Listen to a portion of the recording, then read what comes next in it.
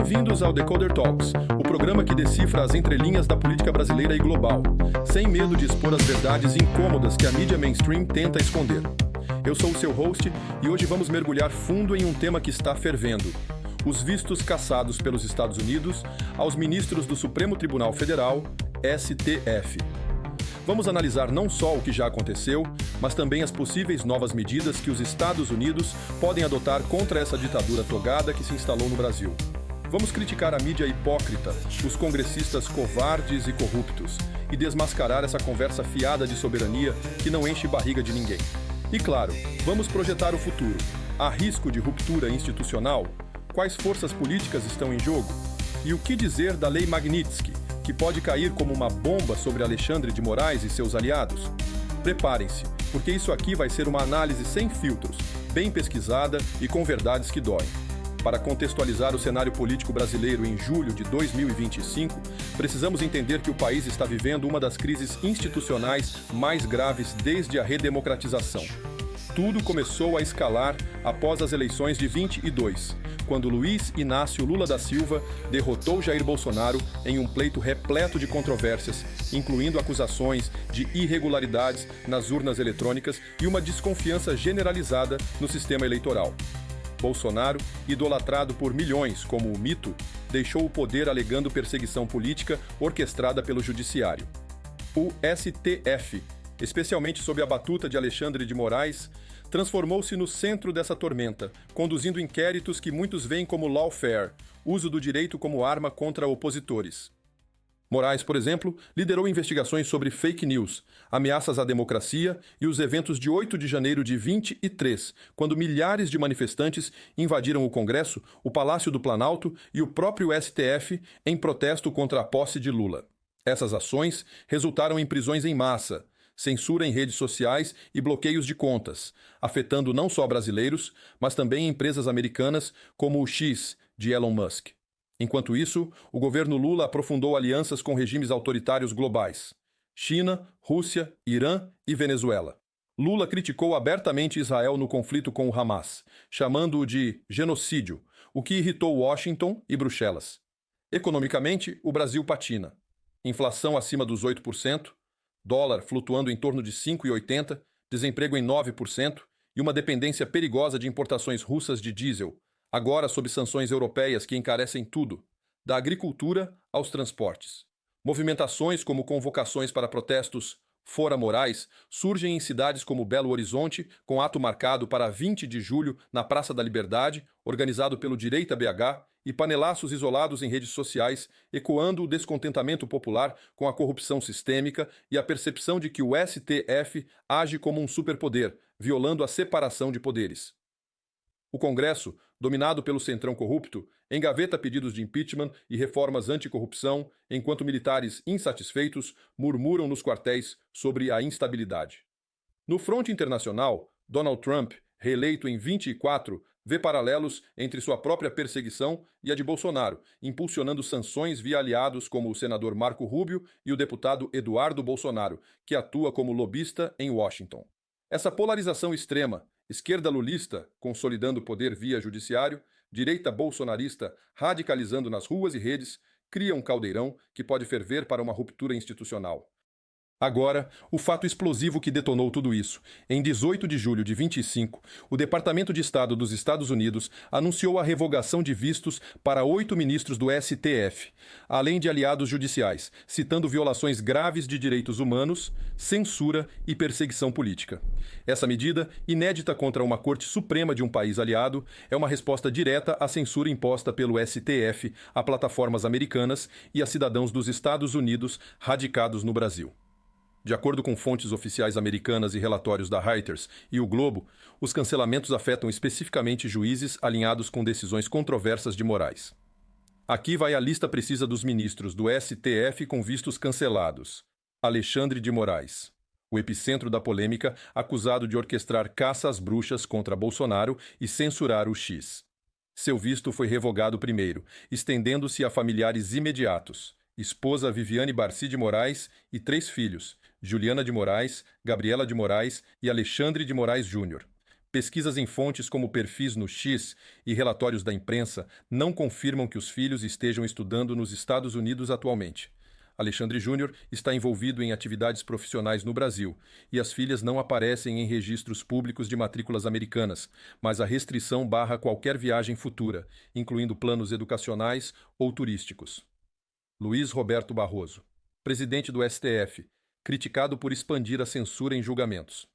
Sua família também é impactada. Barroso tem uma filha, não nomeada publicamente em fontes oficiais, mas mencionada em posts no X como possivelmente residindo nos Estados Unidos, o que poderia resultar em deportação se ela não sair voluntariamente. Barroso, que estudou na Yale Law School em 1989, vê sua conexão histórica com os Estados Unidos virar ironia. Edson Fachin, relator de casos-chave contra Bolsonaro, como os do 8 de janeiro, alinhado em votações polêmicas sobre liberdade de expressão. Dias Toffoli, ex-presidente do STF, com histórico de decisões favoráveis ao lulismo e conivente com censura. Carmen Lúcia, frequentemente vota com Moraes em temas de mídia e expressão, agora barrada junto com familiares. Gilmar Mendes, apesar de nomeado por FHC, alinha-se a Moraes em casos de bloqueios online. Posts no X confirmam sua inclusão na lista. Cristiano Zanin, nomeado por Lula, seu ex-advogado pessoal, visto como ponte entre executivo e judiciário. Flávio Dino, outro nomeado por Lula, ex-ministro da Justiça, com posturas pró-censura em redes.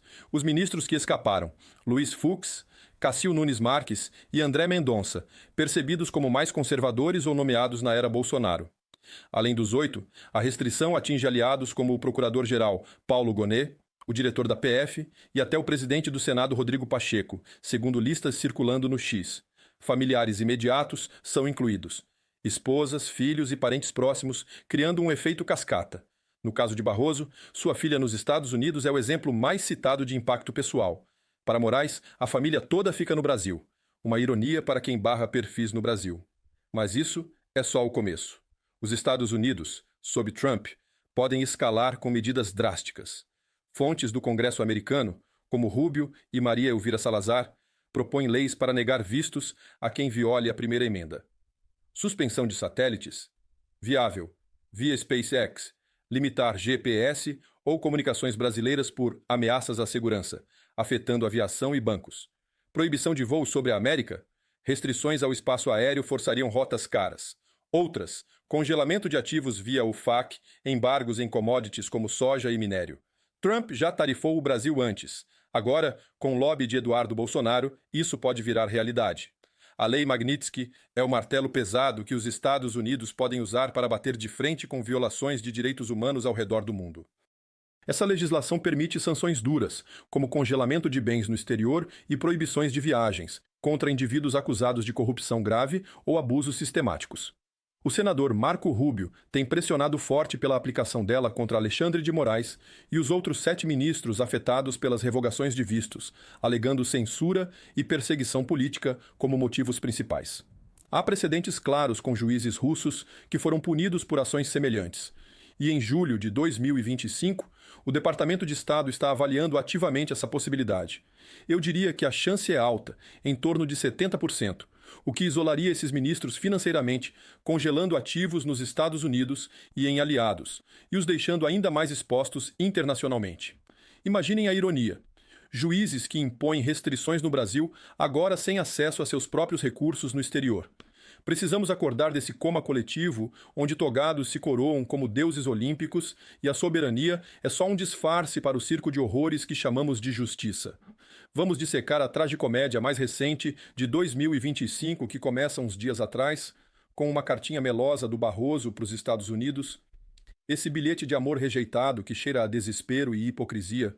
Sim, aquele ministro que trata a Constituição como um lenço usado, mandando recados para Trump como se fosse um diplomata de opereta, enquanto o mundo ri da nossa palhaçada tropical, como se o presidente dos Estados Unidos, o The Boss, precisasse de liçãozinha de moral de tiranete arrogante. Vamos ao fato que me deixa com um nojo visceral, como se eu estivesse sentado ao lado do verme que nos governa. O Barroso, o maestro da justiça seletiva, solta uma carta aberta em 13 de julho de 2025, intitulada Em Defesa da Constituição, da Democracia e da Justiça, choramingando sobre diferentes visões do mundo e blá blá blá, como se Trump fosse um aluno rebelde precisando de lição de moral barata. Ele jura de pés juntos que, no Brasil de hoje, não se persegue ninguém, enquanto o STF orquestra uma caçada digna de filme de máfia contra quem ousa desafiar o establishment. Ah, por favor, Sua Excelência. E agora, uns dias mais tarde, o Trump rasga o visto do cara e da família. A filha do Barroso terá que voltar dos Estados Unidos. Possivelmente os bens na América ficam congelados. Mas acho que os togados já teriam vendido as casas de Miami e tirando o dinheiro dos bancos americanos. Que tristeza! Primeiro me parte o coração, mas meus sentimentos não importam. Eu serei forte. O que me preocupa é se ele achava que ia perder o visto para os Estados Unidos. Então este apoio ao Tiranete Mor, Chandileia, será que vai permanecer daqui para frente? Se agora estão todos sem visto, será que ele sentiu o nabo, o drama? Será que vai haver um racha agora? Desde o começo eu achava que sim, mas devo confessar minha ingenuidade. Eu supunha que Barroso era mais esperto. Nada disso. Acho que ele nem suspeitava que isso iria acontecer, tanto que Barroso saiu dos Estados Unidos 4 dias antes de anúncio de revogação de vistos. Ninguém é tão idiota. Bem, o fato é que agora me parece que o recado ficou claro. Trump é o cara, não é nenhum idiota, e já mandou bem. 8 canalhas e canalhetas foram atingidos de uma vez. O racha é inevitável agora.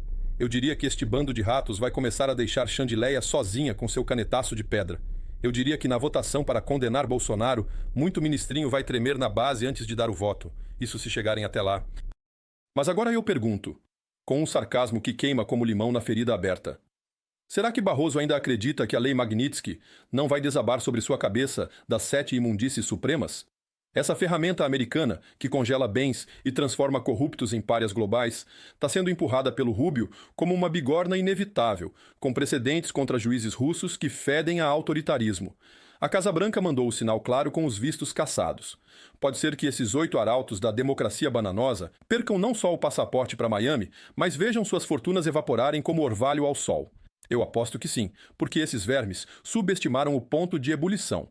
Eles não imaginavam que chegaria nisso, mas Trump joga como um xadrezista frio, movendo peões enquanto esses togados dançam valsa no Titanic afundando. E aí mandam a embaixadora em Washington, Maria Luísa Viotti, tentar reverter a situação, com a Casa Branca, só que disseram para ela, too late, ou seja, tarde demais, que dozinho, gente.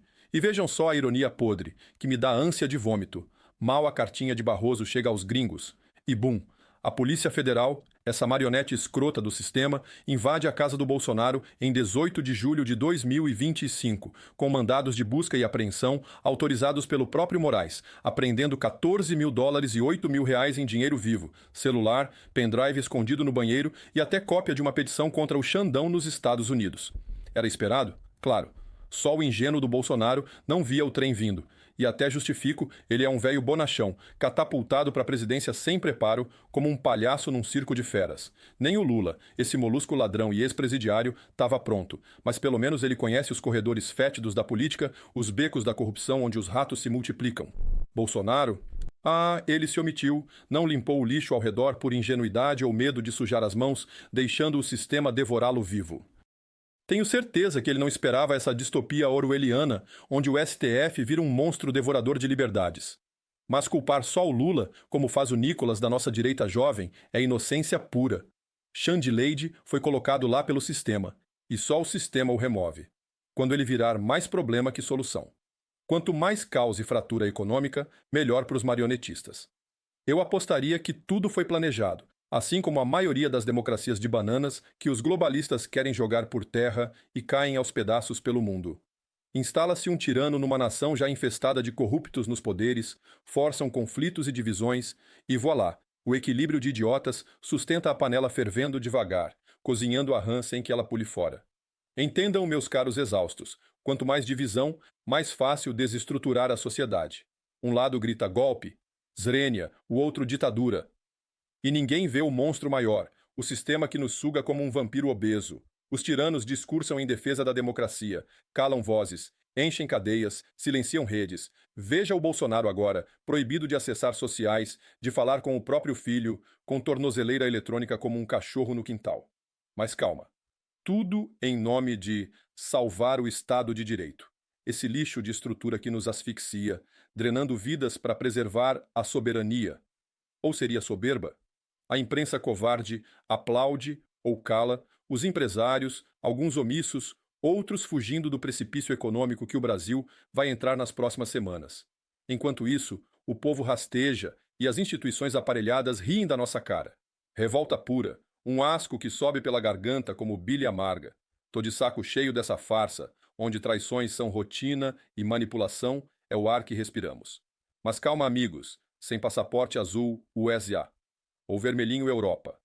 Bom, eu tenho o vermelhinho, mas mesmo assim, Europa está um asco econômico e para ser peão por lá, prefiro viver do Bolsa Família, aqui.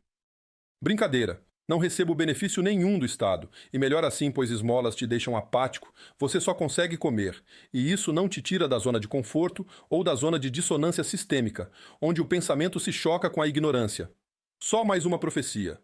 As sanções virão, uma a uma, como pedras lançadas no espelho d'água da liberdade, até que o Xandaquistão borbulhe. Mas o problema, como sempre, é que quem está no poder não larga o osso. E quem vai pagar a conta? Adivinha? É o povão, claro. Se o caldo entornar de vez e a panela de pressão social ameaçar explodir, o sistema sabe o que fazer. Dão férias para Xande-Leide. Ele some no mapa, talvez vá buscar um pouco de dignidade onde ela ainda exista. Enquanto isso, o teatro segue, e no próximo ato, o sistema já tem seu peão, Tarcísio. Tão bom canalha quanto qualquer outro que os donos do jogo escolherem. Mas neste caso, ele vem com o figurino de pacificador, aquele que une gregos e troianos, direita e esquerda, tudo sob a ilusão de conciliação. Mas atenção, Bolsonaro deve indicar Michele. Afinal, o filho está exilado, e nenhum outro tem o carisma para encarnar o mito. E Michele? Vai à luta, claro. Vai tentar arrancar o marido da prisão, seja lá o que custar. Só tem um problema, o sistema não pode deixar. Por isso prepare-se. Tarcísio vem aí. E lembre-se, quem escolhe não é você. São as caixas mágicas. O Datafolha, sobe os números, a Globo Lixo faz os gráficos pularem e o gado acredita. Quando o circo eleitoral estacionar na sua cidade, observe com atenção. Veja quem a mídia idolatra e fuja dele como quem foge da cruz. Desculpe, não vai adiantar. Ele vai ganhar mesmo e vai continuar a facilitar para as sanguessugas que lhe ajudaram a vencer as eleições. Que pena! Brasil, sem voto auditado, é apenas uma peça ensaiada com idiotas na plateia. Então, amigão, a saída continua sendo Guarulhos. Mas ei, não perca a esperança nesse cinismo fatalista. Talvez, só talvez, essa seja a faísca, a ruptura, o ponto de virada. Talvez o povo acorde, bata na mesa e vire esse banquete de hienas. Ou talvez não. Talvez a gente continue nesse cozimento lento, dividido, idiota e sorrindo enquanto fritam o futuro. E você, ouvinte, vai engolir mais essa ou vai cuspir fogo? Compartilhe, comente e inscreva-se no Decoder Talks. Aqui, a verdade vem sem filtro. E o deboche é o último suspiro de sanidade nessa distopia tropical. Até a próxima, se é que vão deixar a gente falar até lá.